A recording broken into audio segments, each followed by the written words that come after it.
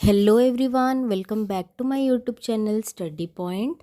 आज इस वीडियो में हम लोग क्लास 8 चैप्टर 5 एनएसओ कोल एंड पेट्रोलियम के 6 to 10 नंबर क्वेश्चन तक डिस्कस करने जा रहे हैं। तो चलिए शुरू करते हैं क्वेश्चन नंबर 6 से। Question number 6, read the given passage and fill in the blanks by selecting an appropriate option. यहाँ फिल इन द ब्लैंक्स दिया गया है, हमें उसे फिल करना है।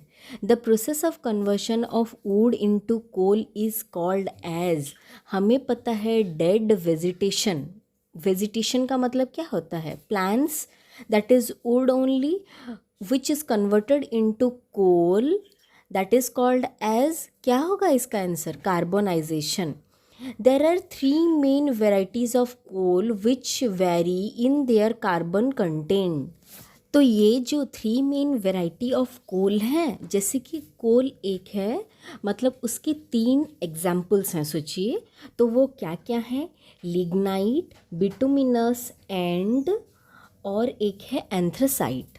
और ये तीनों बेस्ड ऑन कार्बन कंटेंट। सबसे ज़्यादा कार्बन कंटेंट होता है एंथ्रासाइट में और सबसे लीस्ट होता है लिग्नाइट में। ओके, उसके बाद देखते हैं सेकंड ऑप्शन क्या बोला गया है।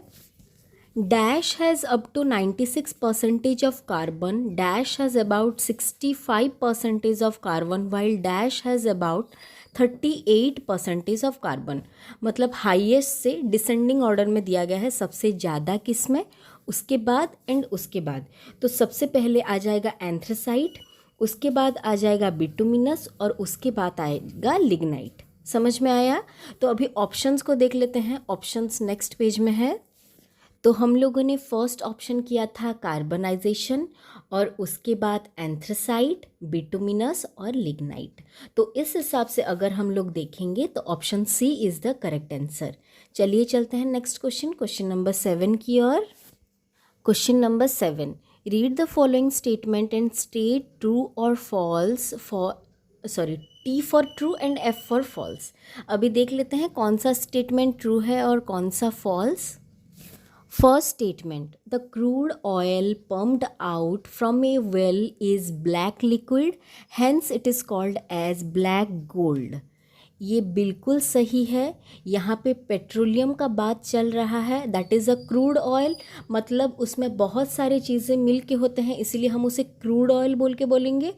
और जो कि प्रेजेंट होता है अर्थ सरफेस के अंदर, इसीलिए उससे निकाला जाता है और उसके बाद इसे बोला गया है hence it is called as black gold.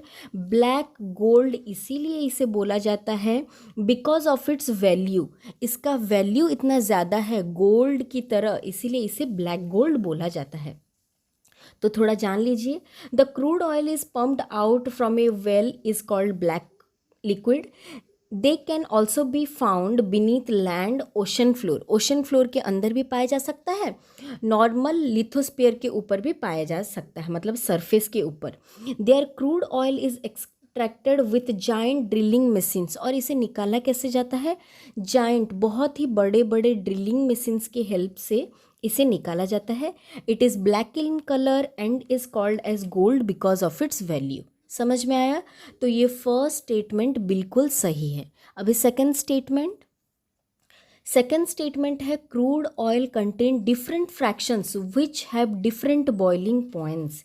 ये स्टेटमेंट भी बिल्कुल सही है, क्योंकि इस क्रूड ऑयल में खाली पेट्रोलियम नहीं है, इसके अंदर 200 बाय प्रोडक्ट्स हैं। पेट्रोलियम को हम जब रिफाइनरीज में डालेंगे उससे हमें बहुत सारी चीज़ें मिलेंगी। इसीलिए all the substances present in the crude oil can be separated by fractional distillation और they have different boiling point. सभी का बॉइलिंग पॉइंट अलग अलग होता है। तो सेकेंड वाला स्टेटमेंट भी बिल्कुल ट्रू बोला गया है। Third statement, crude oil is refined in fractionating tower. ये जो स्टेटमेंट है, फ्रैक्शनेटिंग टावर में ही फ्रैक्शनल डिस्टिलेशन किया जाता है। तो ये थर्ड वाला स्टेटमेंट भी बिल्कुल ट्रू है।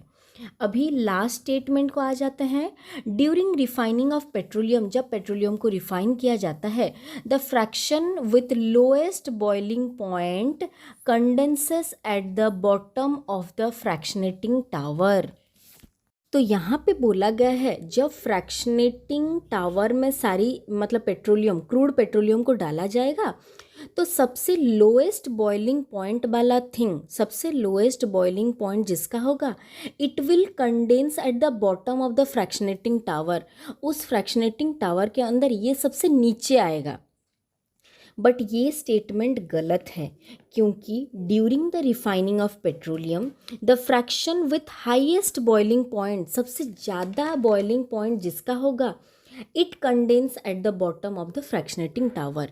सबसे ज़्यादा बॉइलिंग पॉइंट जिसका होगा it will condense at the bottom, और सबसे लीस्ट जिसका होगा it will condense at the top. समझ में आया?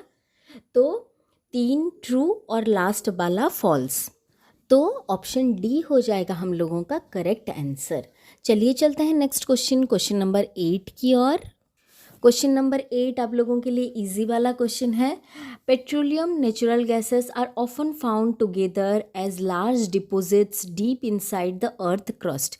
पेट्रोलियम के साथ ही नेचुरल गैसेस भी पाए जाते हैं deep inside the earth crust बोल के बोला गया है।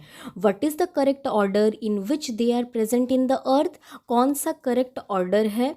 सबसे नीचे देखिए फिगर में रॉक है, उसके बाद क्या आएगा? तो एक्स में क्या आएगा? एक्स में आएगा वाटर, वाई में आएगा पेट्रोलियम और जेड में आएगा नेचुरल गैसेस। तो फर्स्ट आया वाटर, क्रूड ऑयल और उसके बाद नेचुरल गैसेस। समझ में आया? तो इस हिसाब से अगर हम लोग देखेंगे तो option A is the correct answer. समझ में आया? चलिए चलते हैं next question, question number 9। Question number 9.